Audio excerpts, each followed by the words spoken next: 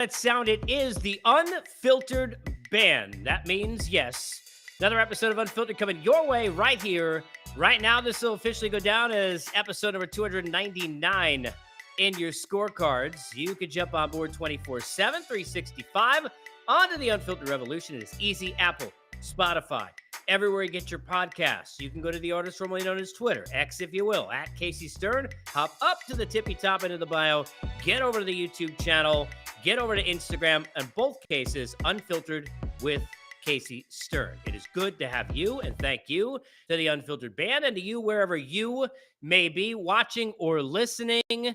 Been a few days. Good to be back with you and a lot to chat about. We will get into a lot of baseball in this podcast today and try and hit and bounce around the league, hit a number of topics. If you have topics that you'd like to hit, I want to hear from you. It is easy. Get to me, Twitter or X. You can follow me on the YouTube channel. Subscribe. Please like all the videos, but you also can make comments and give me your thoughts on things that you want to hear me discuss or guests you'd like me to have in the coming days and weeks and months as we are approaching episode number 300. So a lot of baseball today. I am going to begin with some basketball. I'll even touch on a little hockey at the end because I got a self-serve on the Islanders whose logo you could see if you're watching. And I'm a diehard Knick fan, and I am elated and glowing and gleaming and all those things and man-crushing on Jalen Brunson. We'll get into all of that. But first, as always, BetOnline, your number one source for all your sports betting needs. The latest odds, lines, and matchup reports for baseball, basketball, boxing, golf, and more.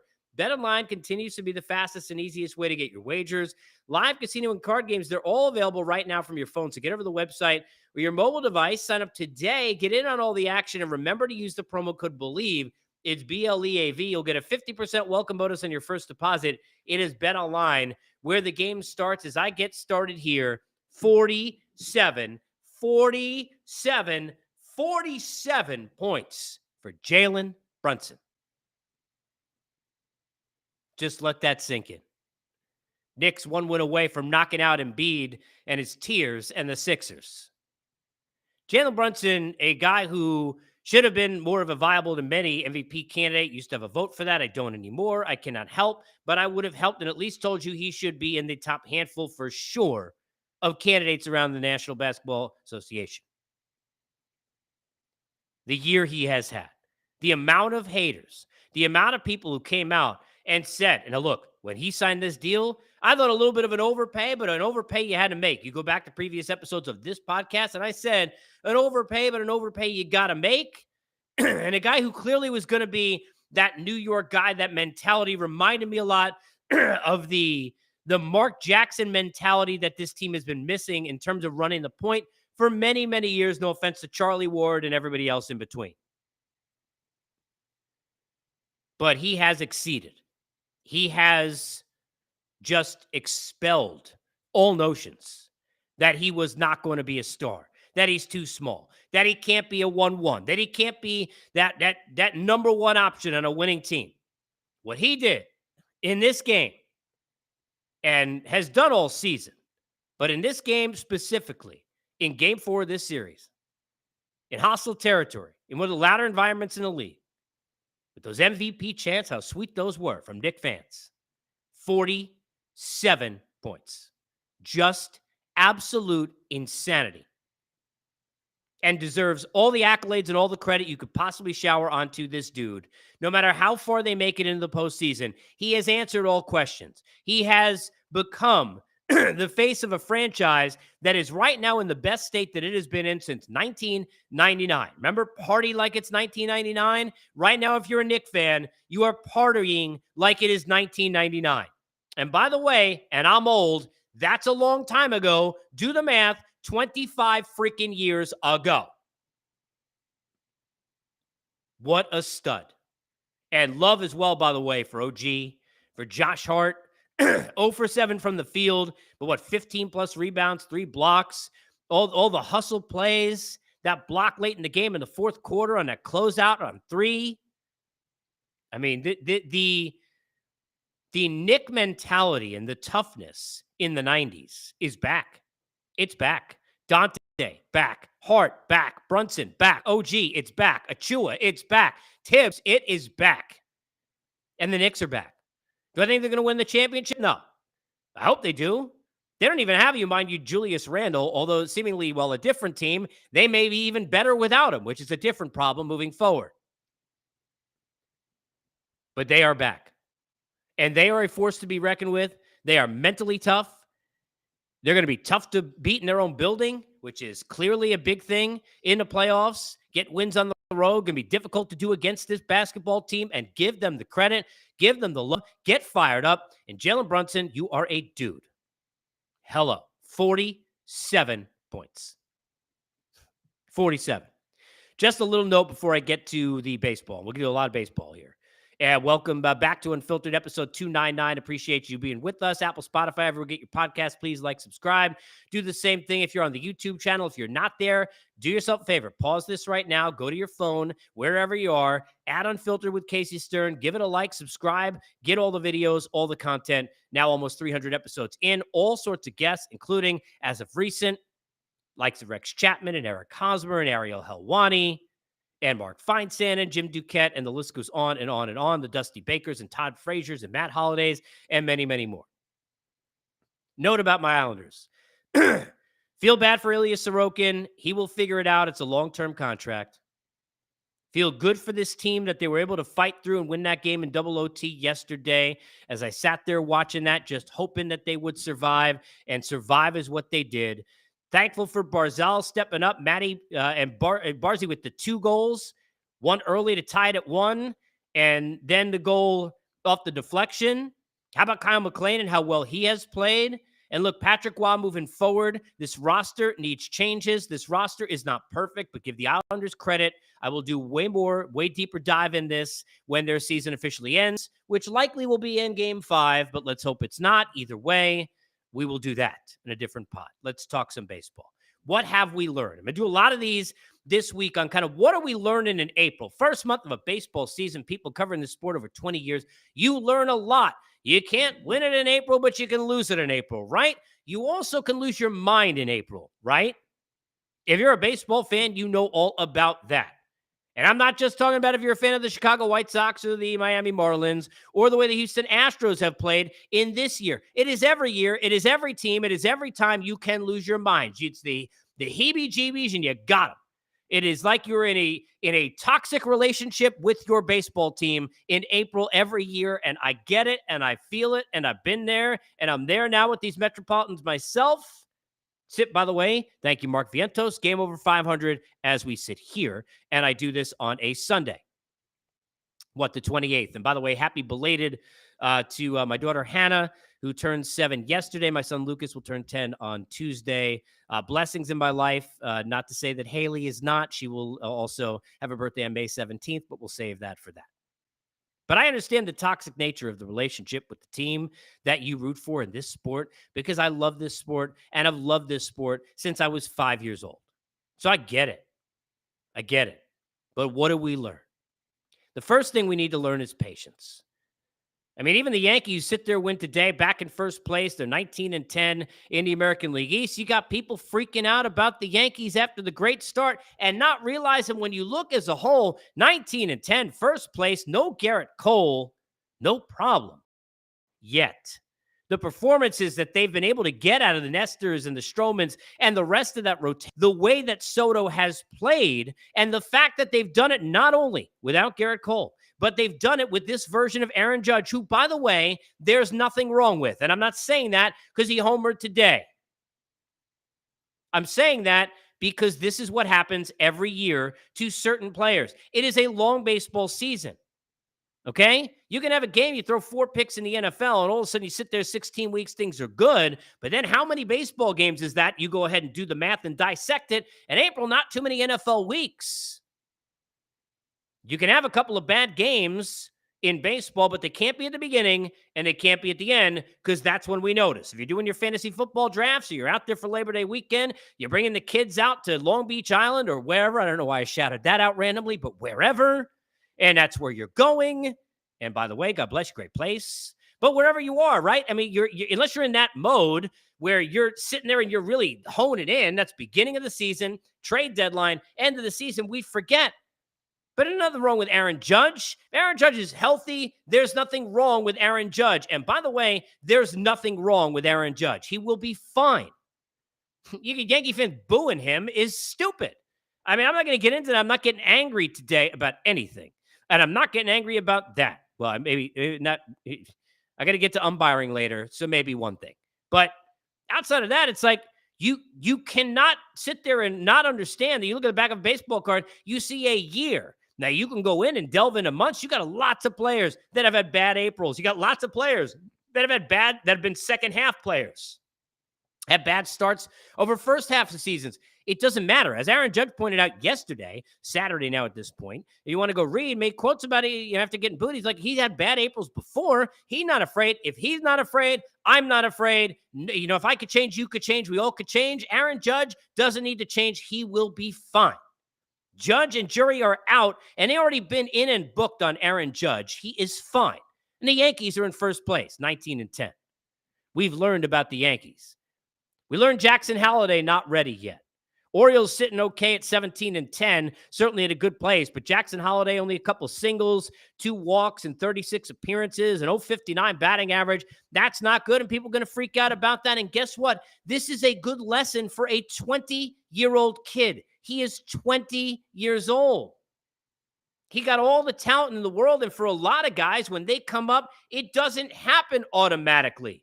Mention Aaron Judge. Now, for him, it happened automatically, and people forget, a year and a half in, he couldn't get a hit for seemingly 4 or 5 months, and people thought he was done then, and that was before everything. Jackson Holliday will be fine. He's going to be okay, but maybe not ready just yet. Hoping to get Matty on the show, a longtime friend, obviously his dad, at some point here, he's been on this pod, I think at least 3-4 times, but I want to have him on again. I want to talk to him about what happened here. Jackson will be fine. Don't worry about that. Orioles got loads of talent. They got talent for days and months and years, and they're going to be fine. How about the Red Sox? Can we give them some credit? Did anybody think that Boston, after everybody, including, by the way, me being part of that, everybody, this dope right here, making fun of the Netflix and what the hell are they going to do on this show? What a disgrace. And who cares about a documentary about this terrible team and all of that?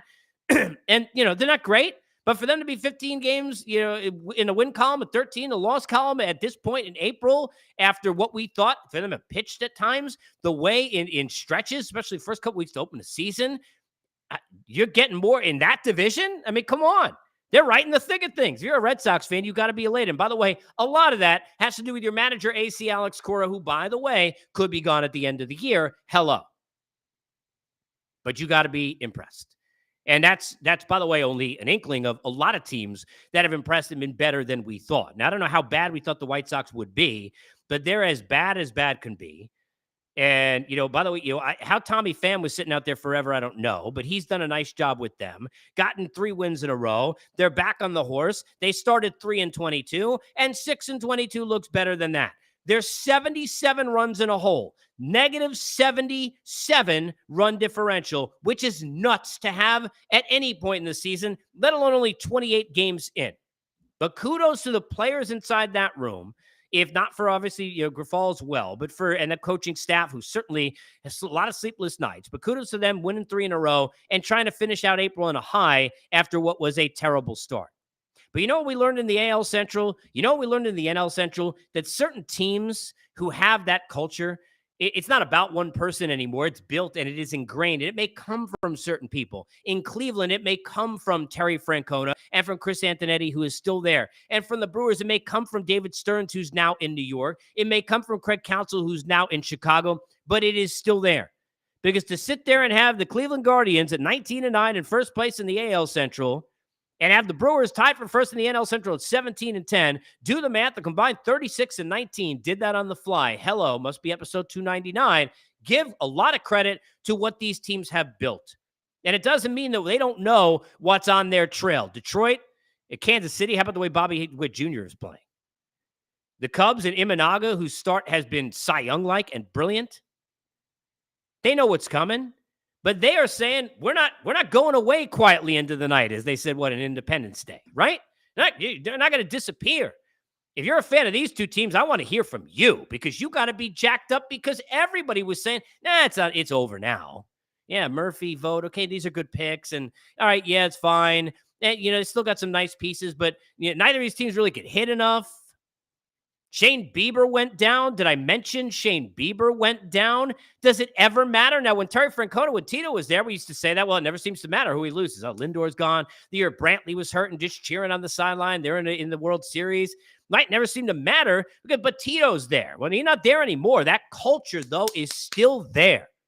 Credit where it is due, Cleveland. Credit where it is due in Milwaukee. The Houston Astros. Framber Valdez back today and pitched well off the IL, and that's important. They're now up at 8-19, even though things have been terrible. They're 4-9 at home, which is bad. They're 4-16 against teams over 500, which is bad. But playing Colorado sometimes is good and sometimes helpful. And they're at least seeming to end the month in a better start. And I said this, and I happen to be, and go check out my spot on Believe in Astros with Jeff Balke and my guy Mike Stanton. But I was saying this to them about the team when they were 7-16 just a few days ago. And go check out that pod episode. But the Astros are used to winning all the time. The person you feel for most is not Alex Bregman, who hadn't had a home run yet, and Altuve, who's been there and done that before, and these guys who have won and now going through losing for the first time, other than Altuve, who did that at the beginning of his tenure with the Astros. It's not about that. It's about Joe Escobar, who coming in as a new manager, and how the hell are you supposed to navigate this situation as a new manager? It is not easy. No, it is not. But they are not done. They got a hill to climb, 7 games out of the division, right? 7.5 out of the wild card. And when you're that far back and you're this kind of a spot and you've had that kind of month, you got to kind of look at those numbers, but you got plenty of time. It is a long baseball season and you have plenty of time. You don't have forever. You're in the right time now to start kind of, hey, look, playing bad teams, that's fine. Your schedule, go ahead, beat those teams.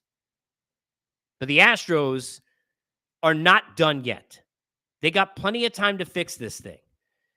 It would worry me more with Houston if the things that were happening to them weren't things that just seemed completely odd. I'll explain. Back into the bullpen, when it's got Abreu and Presley and Hader, and Abreu, Presley, and Hader aren't pitching well, and Presley, first 3 weeks of the season, ERA 8.3. Hader, first 3 weeks of the season was 8.5. They can't get outs. You're losing close games all the time. You're blowing leads all the time with that 7-8-9, which seemed on paper to be the best in all Major League Baseball. Then that is not a problem for me. That will right itself. That will figure itself out. Injuries are an issue, but now Valdez back, pitched well, 6 innings, look good. They're going to be okay. Now, am I saying they're the best team in that division when you got the Rangers, who were the champs, sitting there, despite only kind of being 500 so far? And by the way, credit to the A's. How they win any games, I have no idea, with all the stuff surrounding them. And kudos to those players with that us against them major league mentality. I don't know if they got mannequins up in the clubhouse or what, but 12-17, credit to them. I don't know if the Astros are winning this division, but give them the respect if you can't give them the love. If you can't give them the love at 8-19, give them the respect for what they got in that room, the 7 years in a row in the LCS, and the players that are still there, and give them some time. It takes time. Speaking of the Astros, my guy Dusty, congrats on winning Baseball Digest Lifetime Achievement Award. 56 years in the game as a player, coach, and a manager. Dusty, one of the nicest human beings that I've ever met. Forget about working in this game. It was an honor to work next to him, and even more so to call him a friend. He is an unbelievable person. And that is something I do not say often and do not overthrow out. I mean, literally as genuine and sincere a human being as you could possibly imagine. And he's that dude. So kudos to Dusty and credit to him, and congratulations on a big-time honor, Baseball Digest Lifetime Achievement Award. I don't know if it's lifetime achievement, but the way the Braves have built their team, they may be achieving seemingly forever. So it's not a surprise to see them up at 19-7. It's not a surprise to see them looking like the best team in baseball. And even with the Dodgers, who we know are going to be really good this season, and we know the talent they have, I said this out of the gates, it was not going to be a surprise if the Braves were as good or better than the Los Angeles Dodgers, because the Braves have talent seemingly forever. And even without Spencer Strider, how about these teams that Garrett Cole gone, Yankees first place. Shane Bieber gone, Guardians first place. Strider gone, Braves first place. Now, will these three teams all be affected by these players not being there in these pitchers? Absolutely. And we've talked pitcher injuries. Absolutely. Yankees need Garrett Cole back in some way. Guardians don't know if they could do this throughout the sustained course of a season without that guy at the front end. And the Braves probably going to need to do what Alex Anthopoulos does, use his stealth nature, wave his wand, and add somebody else in July. And we know they can do that. And they certainly got the system to go get it and do it and get it done. But how about, again, no Garrett Cole, Yankees first place. No Shane Bieber, Guardians first place. No Spencer Strider, Braves first place. You know who's in last place? Not the Astros. Not the Marlins. It's not the White Sox. It's the damn umpires. The umpires are in the lastest place. They're in the worst place. They're in a place where Max Scherzer wants them relegated, and he's not wrong. Because while that may not happen, where he is correct, and I've said this for years, is there is zero accountability. Zero on these umpires. You want to say Angel Hernandez, the lawsuit? Laz Diaz have a lawsuit? Don't know about that one. How many other guys? Wendelstedt, when he made the just asinine call with the Booney thing, where Aaron Boone didn't even say anything, and Wendelstedt basically gets undressed by the video that shows just how stupid this whole thing is, and he ejects him. Where we've got, no robot umpires, but we got umpires making mistakes left and right that we can't challenge balls and strikes, even if it's costing innings, costing games. And sometimes games cost seasons. Yeah, it could be one stupid call on April 19th. When you miss out on a wild card by half a game, you can go back to that, fair or not. These umpires have no accountability whatsoever. I don't give a crap that a pool reporter can sit there and get your answers, because that's not enough for me. If you can't get on base and you bat 170 and you can't play defense, you shouldn't play in the league. And if you have those stats as an umpire, you shouldn't umpire in the league either. And Angel Hernandez has been having those stats for seemingly the back of his baseball card for a decade or more, and it has not mattered at all. Zero accountability.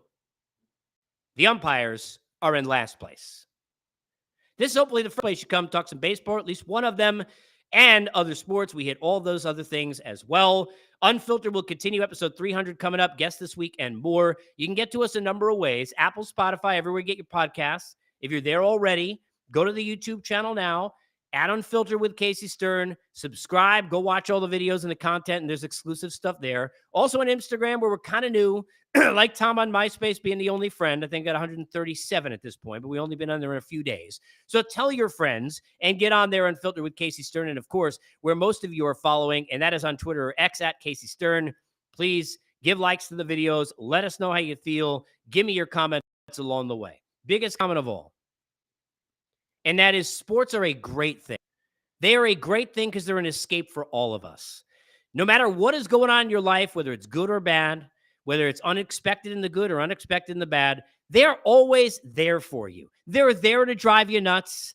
They're there to drive down your patience and drive up your passion. And it is a great thing that we get to share discussing that all. So much love to all of you. We'll see you next time on Unfiltered, presented by our good friends at BetOnline.